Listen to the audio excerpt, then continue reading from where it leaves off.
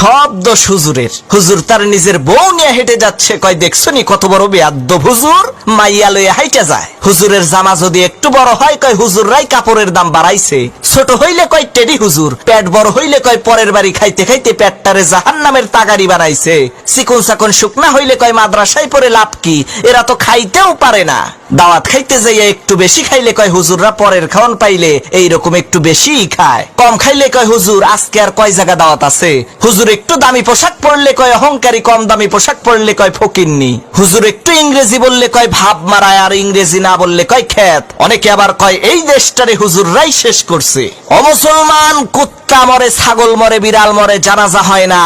এই বাংলার জমিনে যদি ওলামা একরাম না থাকতো, তোমার মরণটাও কুত্তার মতো জানাজা ছাড়া হইতো। আরে তোমার বাপ মায়ের বিয়েটা যদি হুজুর না পড়াইতো, তাহলে তো তুমি হারামজাদা হইতা, নাজায়েজ জারজ সন্তান হইতা। তোমারে তো সহি ভাবে পয়দা করার ক্ষেত্রে হুজুরের অবদান আছে। তাহলে হুজুর পাইলেই এত গুতাও কে? হুজুর পাইলেই এত বাস দাও কে?